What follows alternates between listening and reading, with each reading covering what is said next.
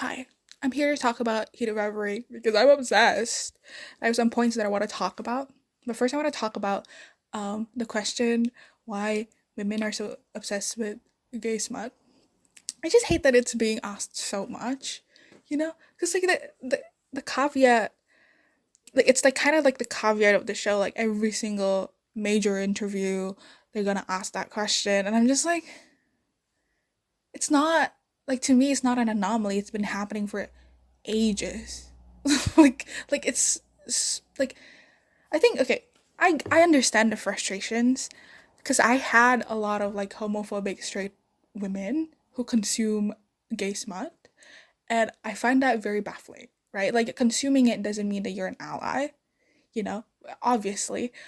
And I get why it's frustrating, but it's also like the question to me, like, there's nothing wrong with it. There's nothing wrong for women to enjoy gay smut, and I think there's a lot of policing of women's desires. And I really like Jacob Tierney's answer to this question in the Spare Parts podcast, where he says like the only reason why this is weird is because we haven't paid attention to women's desires for so because like it's been happening for ages. Like women have been writing gay fan fiction for ages, right? Like it's not a weird thing. It's not something wrong. So like people asking that, especially like asking it of act, like trying to intellectualize it. Like I get people needing reassurances that what they're doing is okay, but it also is a sign. Like it's kind of sad that we kind of need this reassurance. I've lived a life where I think it's fine for me to read gay smut. Like I don't think it's wrong for me to do that. You know and so I just find that question really annoying because it keeps on getting asked. And I think it's just like it's sort of like this intellectualization of women's desire. Like you need it to make sense for it to matter, which like no. Like can't you just take it as it is? Like women's desires are valid. Like you don't need sort of all these reasons, and it creates a lot of discourse obviously. And okay, I saw Francois Arnault in a red carpet. I think it was Critics' Choice Award. Oh yeah, I don't know, but he was on a red carpet and he was asked this question, and his response was, "Women are tired of seeing unavailable men," and sure it applies for Scott and Kip, but it doesn't apply for Ilya and Shane, which is like the bulk of the show, Hidden Rivalry, right? Like the the appeal of Ilya and Shane to me is there miscommunication, is there misunderstandings, is there inability to be emotional with each other. Like to me, that angst is absolutely painful, and that's the type of angst that I'm always chasing, right? Seeing two people who are so obviously sort of in love with each other not be together is painful, right? And I want that. I want that. Like I want to experience that pain. And so like what are you saying? That women want to see men who are emotionally available.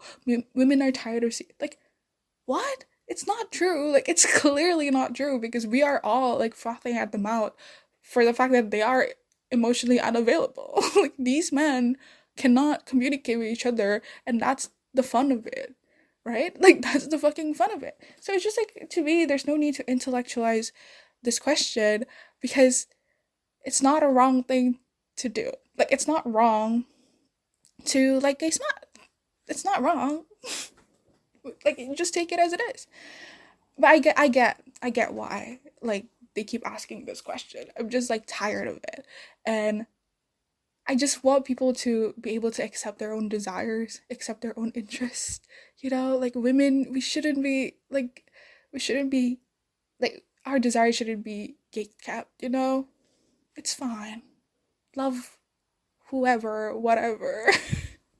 Yeah, and it leads to this other thing when talking about the show is that we use so much like superlatives when talking about the show, where it's like this is the best show ever. This, I mean, like in every fandom, it does that, but I think specifically in this one because I think we need so much, like we need to justify why this exists so much. Like this shouldn't have existed somehow. They get what I mean? Where like we put so many moral moral justifications around it, saying like, oh, this is gonna change, like this is gonna impact the hockey world. Oh, this is like the best queer show ever. Oh, this is one of the like it's beautiful that a queer show has so much joy, and I agree with all of that. Or even like where it's like, oh, it's the highest rating on IMDb. Oh, whatever. Like there's so many superlatives to try and justify why this show exists. But like art should exist. Like to me that's what I've been thinking, because like we're trying so hard to defend the show by using all these like, oh, the cinematography is actually really good. Oh, the story is actually really good. The acting is superb, whatever. Like using all those kind of compliments. And yes, they are true, but like the amount of people using that as a reason to like the show instead of just being like, I like the show. There's no shame in it. I don't know, like to me there's just like, I think it's like common in fandom culture where they like where people have to defend why they like something. And to me, like all these like moral things around it, specifically the ones about hockey, where people are saying like, oh, this is revolutionary in hockey or something. I've seen that they that take somewhere, and I'm like, no, this is not gonna change. They're not trying to do that. And also, how? Like, what? I'm sorry, but like it's not. I'm sorry, it's not gonna change the homophobic culture in hockey. I I I think it's gonna, like, to me, this is more impactful for the romance genre. This is putting it some respect to, like, to me, like, you know, Pride and Prejudice, that scene with the hand, that's like a really great show of angst, right? Like that focus on the hands. And Heated Rivalry does that really well, where it focuses so much on that romance and angst and that internal tension. And I didn't even think that it was possible on TV to bring that to life, to actually see it done. But obviously, it can be done because we are seeing it right now. And I think romance stories, which are almost always sort of like the best romance stories, in my opinion, always have internal conflict. Not the best romance stories, the best like angsty fan fiction, I guess. Like a lot of this is like a very fan fiction way of writing. Like Rachel Reed writes in a very fan fiction kind of way, where this is not a conventional rom com. It's not a conventional romance.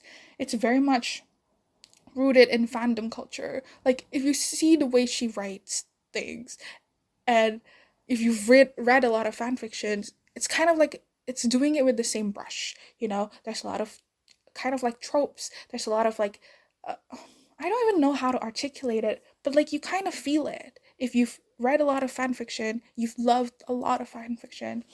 And this type of romance is not usually portrayed. Like this kind of like angsty um type of romance. I don't know. Like I don't even know how to explain it. But I think maybe with this show, we're gonna get more of that. Because I'm not really into traditional romance. You need to give me the angst. Like the reason why I really love Heated Reverie is like the club scene. The club scene is it's my favorite thing. And I know everyone loves the fluff. Like everyone loves the aftercare. Someone said episode 6 is the aftercare, and I find that crazy. That's a crazy statement. But I'm gonna use it. So episode 6 is the aftercare, and everyone loves a lot of things from that scene. Like a lot of things from that episode. Well, my personal favorite is always gonna be the club scene, because after watching that, I just the entire week I could not stop rewatching that scene again and again and again. Like the entire week was ruined for me because I just kept thinking about I just kept thinking about that. And what was I saying? And I think it's gonna do a lot with the romance genre, and it's also gonna do a lot for like queer people to see like this specific type of representation, like a more like I just want to see more queer people on screen, you know? Like I just want to see way more queer stories. I want to see a lot of queer creators make things like this is just good in general. Like you don't need to think that it's gonna change the world for it to matter. Because I think the compare like people say that it's gonna change hockey is the same kind of delusion. Okay, it's not delusion. It's I think it's the same kind of hopefulness that I get when I'm watching Ted Lasso. Like Ted Lasso, I watched Ted Lasso, fell in love with football culture because of Ted Lasso, right? This culture is really interesting to me. And then I started following actual football, and it's entirely different, right? Like Ted Lasso as a premise is trying to deconstruct masculinity, deconstruct all these toxic things in football. It's a great show, right? And um after I tried following men's football first, and I was just like, uh, like, ew. And I decided to follow women's football afterwards because, I mean, not that women's football is not without its fault. Like, some of the fans are insane, like, just like in any fandom. But I'm just like more comfortable following women's football because it's less toxic.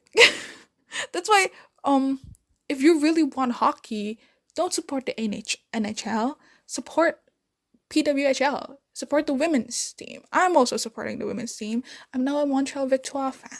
Okay, so if you really want to get into hockey after watching the show, support the women's team. Okay, support women's sports. Come on, like you actually get gay people in women's out gay people in women's sport. Literally, look up she's gay Marcus. Look up she's gay Marcus and tell me this is not the gayest shit ever. Okay?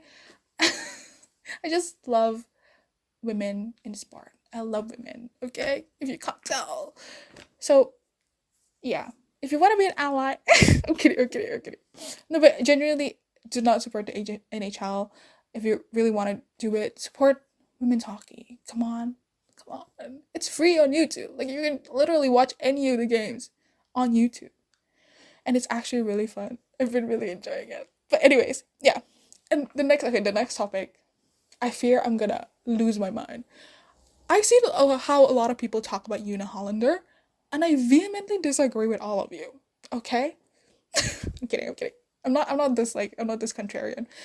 I want to know if this, because obviously like we're all viewing things through our own lens, and I came from an East Asian family with an East Asian mother. Okay? And I experienced this kind of mothering, and it's not a momager. I'm sorry, but it is not a momager. She's the tiger mom. She's a tiger mom, right? She's a tiger mom, and like she's way kinder than my mother. So I'm like, y'all being angry at her. Okay. Here's my fundamental difference. A momager is someone who's living vicariously through their child, right? That's like kind of like the implication, I guess. Or like a momager is someone who's controlling, who's like trying to impose. And I know Jacob Tierney said that in the What Chaos podcast, that um the like his like her love language is to manage. Like her love language is to organize all these things, like to plan and whatever. And I think he came from it as a perspective of a child actor, I think, because Jacob Tierney is a child actor, and like that's what, like, as an like the adults in his life are sort of like trying to get like trying to provide plans and whatever. And like, yeah, that perspective is kind of fine, but I don't like it because I want it to be about me. I'm sorry. No, but okay. To me, like, momager is sort of a little bit more egoistical, kind of like wanting to control. Like that's like the implication of the word momager, right? And I know a lot of people have more nicer sort of interpretations of Una Hollander that doesn't involve the momager role. But to me, she's a tiger mom, and a tiger mom is this intensive form of mothering that is pursuing excellence. That's like the point of it. It's like to motivate the child to pursue excellence, and a lot of the methods are, I would say, unconventional, right? Unconventional, like the archetype of tiger moms. There's a lot of like carrot and stick methods. There's a lot of like, if you achieve the first ranking in class, I will get you this car. Okay, maybe not a car. Like I will get you a phone, and like you would withdraw a lot of affection. You withdraw a lot of emotional support. You become like a sort of um you're like kind of like a motivator in that sense, where I'm not gonna give you things that you want unless you achieve these things.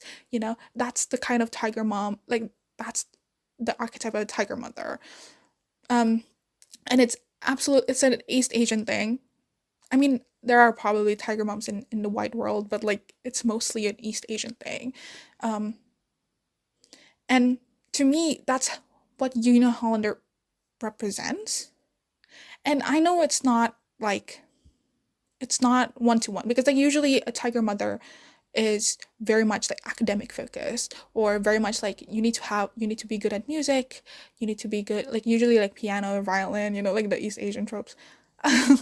But like it's genuinely kind of true where like they want you to be good at math, they want you to be good at languages, whatever, like they want you to achieve excellence in all these fields that would it's sort of like seeing it as capital, right? Like all these things are capital for you to propel yourself forward. And like that's the duty of a tiger mom is to use all of the resources that they have to give to their child and to motivate them to use it and to like produce more with it, like to continuously move forward. And that's also kind of like the immigrant mindset, right? Where you've moved from like a worse country. This is like very subjective. Like, this is like very very subjective, like you've moved to a worse country to a better country, and you because of that you've gained all these access to all these resources, so you have to utilize all these resources, and like it's coming from that mindset of like I want the best for my child. Not really I want the best for my child, maybe it's more like my child has all these resources that I didn't have, like I've already produced all these resources for this child, and I want the child to utilize everything of these resources to achieve the best that he can. And I really like that mindset even more because like it because in the end when Yuna says I am proud of you, it is it is her giving affection just for the sake of it. Giving her affection just because Shane is Shane, because like affection is not easily given in an East Asian household. You don't get affection I mean obviously Una Hollander is different, but to me like I'm proud of you or like I love you is not really a thing, right? And obviously maybe they're still like they are different, but affection is not really freely given because like that's the carrot and stick method of a tiger mom, right? And the fact that she does that, it's like her way of apologizing. Hey, I'm sorry that you have this. Like, I mean, both of them are sort of like the same neurotic mindset of like achieving. Like, I also have that of like trying to achieve excellence, and it's absolutely crushing, right? It's crushing your soul. Like, to me, fortunately, I didn't have that mindset in regards to like sort of my sexuality. Like I didn't have like I didn't let it bleed through other parts of my personality. I just let it bleed through sort of my academics and achievements and all of that. Like I didn't let it bleed through my identity. But obviously for Shane, like because his achievements is so tied to his identity, and it's so tied to his personal image and his um himself. Like it's so like it's like you're a celebrity, you're a persona, and it's so tied to that. So like when his mother um pursues excellence, like you have to be excellent, he interprets that as, oh, um I have to fit the model minority role, and I love that final scene because Yuna is just saying like I'm proud of you just for being you, and that is enough. That is enough. And like if you come from a East Asian household, you only get like I'm proud of you for like if you achieve something. And even then sometimes you don't get it. Sometimes all you get is sort of like material goods, or I don't know. Yeah, so that's I shouldn't give any personal details because I feel bad, but that's sort of like my gripe with a lot of the momager stuff because it may look like a momager to you, but to me, she's an Asian type. Like she's a tiger mom who, um, who has a child who's gifted in hockey. Like if your child is gifted in hockey and they're given this opportunity, like why wouldn't you capitalize so much on it? And obviously, like to a lot of people, like this is like, oh, why would you do this? Like I want my mother to just be like emotional support. Like I just want my mother to, like, but that's like a white mindset. I'm sorry, I'm kidding. No, but genuinely, like mothers in Asia, like they have like an immense duty, and this is also patriarchy, okay, patriarchy, where like the mother, like, duty is to shape the child to be the best they can be. Like, it's the mother's duty to do that, and it's an immense sort of pressure on the mother, and like it's the feeling of duty that, like, you have to do this, like this is your role, and like this is your role as a mother, is to shape this child to achieve the best that he can, whatever. And I just really like that outlook. Like, I really like that interpretation of Una Hollander even more. And I hate when people sort of judge her. I think it's more like she's like a really tame form of a tiger mom, and I had like a way worse form of it. And to see her being sort of represented that way, to me is just like kind of, I feel bad. Like, she's kinder, she's like really, like, she's not perfect, but nobody is. Like, this is the first time that she's a mother as well, and like you can't help what culture you're born into. If that's the culture you're born into, like, that's how you know you're gonna parent, like, mother the child. Like, that's how you. I'm just like so angry. I love Una Hollander. That last scene was so precious to me. So I feel like everyone should be kinder to her. Okay? Please be kind to Una Hollander. But okay, that's all I want to talk about. I do want to give a lot of recommendations for like angsty stuff if any of you want, maybe.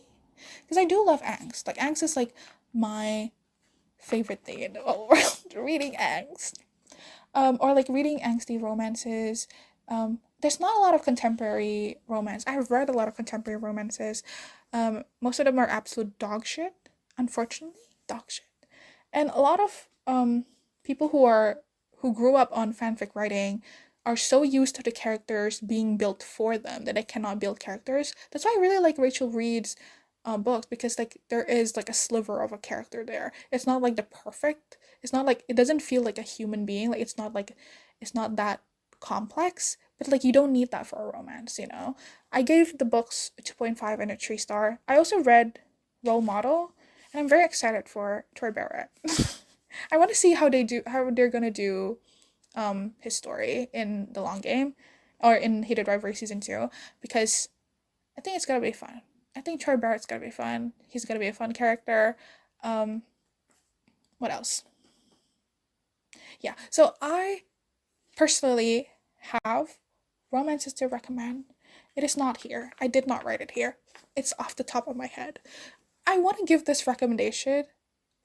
This is a play called Born with Teeth by Liz Duffy Adams, and I watched it in August, and it changed my life. And I know people have a lot of, because like people who are actual like play fans, or like actual theater fans, like are very disappointed with this play, but this play was amazing. It's amazing. Shruti Gatwa and Edward Blumel, amazing actors. Okay, and I know you can't see it anymore, and they won't release a pro shot. I don't think so. But that play was incredible. I have like the script, the play text right here, and it's a, I'm gonna say it, it's a fan fiction between William Shakespeare and Christopher Marlowe, and I didn't know anything about these two people. I mean, I know a bit about William Shakespeare, like just general understanding of him, and genuinely just imagining like what is it like in the writer's room when they wrote Henry VIII together, because I think they found that through some like scientific things that apparently they wrote them together, and like those two characters are like very diametrically opposed characters. Like, Christopher Marlowe is very much like this bombastic sort of like he has this speech in the play where it's like, I'm gonna fuck the world silly, I'm gonna ravish the world, I'm gonna like, he's so sort of like, he just wants to like strike in the pan while it's hot or something. I don't know, what am I saying?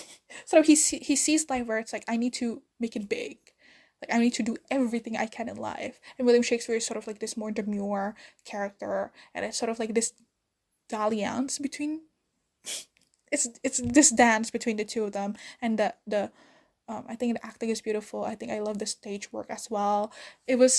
I was really angsty the entire time. It was so much angst and I loved it and it was done really well. Um so yeah, if you want to read the playtext, go ahead because I think it's like, but I mean, I don't know. Like the way they performed it really sold it for me, and it was the first time I've seen a fan fiction be alive. And I know it didn't start as a fan fiction, but like it felt like fan fiction to me. Like it's the same feelings that I get from reading a fan fiction. Um, so that's my number one recommendation that you can't even do anything with. Okay, I have other recommendations. Crush by Richard Siken. I read that in New Year's Eve. It's a poetry collection, and oh, if you love reading poetry, I think you know who like what this book is. But it was absolutely I was gagged. I was like I it just oh. I think my favorite is Litany in which words are crossed out. Is that the title of the poem? That's my favorite poem. I love that poem. It's so precious to me. Like it's just like there's so much frenetic energy in this poetry collection. Um there's so much angst. So much angst in this poetry collection. I loved reading it. It was incredible. Okay, I'm gonna recommend like novels now. Sara Raasch, she wrote Go Luck Yourself. That's my favorite. Go Luck Yourself is my favorite. The Nightmare Before Christmas and The Entanglement Rival Resorts. All these three incredible books. I love them. They're like a silly premise. Like all of them have silly premises, but it just like somehow like it drew me in and I'm like very obsessed with them. Like I read them in like one day or something, but it's just like I'm just like so drawn into the way she writes and like I really love the characters. Um Go Luck Yourself is my favorite. And the smut is really good. It's not like as much as Heated Rivalry, but the ones that are there, absolutely well written as hell. I give all of these books like 4 or 5 stars because I just enjoyed reading it. Okay, the other one that I really like was Forget Me Not by Julie Soto. Um, I don't know. I think a lot of people didn't like this, but to me, I liked it because there's a lot of angst and like the woman is kind of like more like the asshole because usually the man is the asshole, but the woman is kind of like more the asshole, and I love that. Maybe I shouldn't call her that. Is she an asshole? I don't know. She's like the one that is emotionally unavailable, and I love that. I love that. Um, Another one. I keep forgetting who the author is. It's Let's Make a Scene and what's that one? Make a spell. Oh, what's the name of the author? Laura Wood. I love her writing. It's a straight book as well. I really like Let's Make a Scene better, I think. But both of them are really fun. I think they're like a duology kind of like where you can kind of see two of the couples. You can kind of see like the couple in each book a bit. I like Let's Make a Scene even more, I think. I think that's it. That's all my recommendations. Because there's not a lot of like good romances, unfortunately. If you have any, please send them to me. But I'm very critical with my romances because I've been fed a lot by fanfiction. So like you can't. I read a lot of JFic fanfiction that are really good. Um, Ted Lasso fanfiction, Trent Crim, and Trent Crim and Ted Lasso. Fuck. If you know Trent Crim, like every lesbian loves Trent Crim. Like Trent Crim is a lesbian. Sorry, I genuinely just love Trent Crim. I there's one time this is a tangent. There's one time where I listened to a podcast dedicated to him, where literally every single season, like every single episode of season 3, as it comes out, there's gonna be this podcast that dissects every single scene that Trent Crim is in, and Trent Crim is not in a lot. He's like a side character. But I fucking love that. Oh, it was my entire life. I love Trent Crim.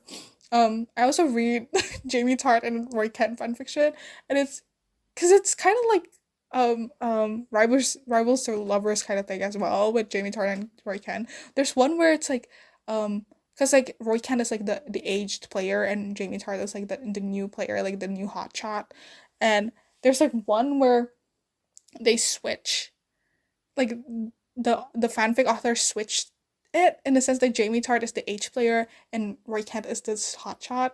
And holy hell, that was good. That fan fiction lives in my head rent free all the time. Yeah. But yeah, those are the fandoms. There's a lot of Steve and Eddie fanfic. If you like Stranger Things, Steve Harrington and Eddie, what's his name again? Eddie, whatever. Those fanfiction are really good. A lot of lesbians wrote that fanfiction. And I love it. When a lesbian writes fanfiction, you can kind of tell. You can kind of tell. But a lot of Steve Harrington. What else? What fandom do I recommend? I don't know. It's just like whatever fans you fancy. There's a lot. There's a lot of it out there. I can't believe empty netters read a fanfiction. You know, yesterday I saw that video. I was like, what the fuck? Empty netters is this podcast that reacts to hate rivalry. They're hilarious. By the way, they're the funniest shit ever. They're like this three straight dudes talking about the show in like different perspectives, and they're like so horny as hell. Like they're analyzing the sex scenes, like it's like like they have to do that, you know. And then they invited Ksenia Danielle. That's her name, right? The one who plays Svetlana, and one of the hosts, Chris Powers. He's like very obsessed with Svetlana, like like he's in love with Svetlana. And he he asked Ksenia to read a Svetlana ex Chris Powers fanfiction. Like, what the fuck do you mean? That's crazy. I was crying, laughing the entire. I was cringing as well, but I was just like, what the fuck, man? What do you mean you asked you as a journalist asked an actor to read a fanfiction about the actor's character and you, like real life you? Like that to me is like what? Like what the fuck? What world are we living in? This is crazy. I mean, she was down for it. I just think it's hilarious. And like they were the one who asked for it. They were the one who asked for people to write fanfiction about them because they talked about AO3 in one of their podcasts. Like they talked about reading it, and I remember commenting in one of their videos like someone should really make a Chris X Svetlana fanfic, and people did apparently. So and they read it on the fucking podcast. What the fuck are you talking about? Huh? Like this is crazy. But yeah, I love the fandom surrounding Heated Rivalry. Empty Netters, you're a godsend. You made my life. Like every single video of them, I watched the live stream with them as well. That was hilarious. Their reaction are gold. And What Chaos, I love them. I love What Chaos. There's like they had interviews with Jacob Tierney, and Jacob Tierney keeps on just making fun of them, which is well deserved. Cause like, what do you mean you want to trade Shane for that one mistake? That's rude. That's rude. That's really rude. But yeah, anyways, I'm done. I'm gonna stop. I'm gonna stop this. Goodbye.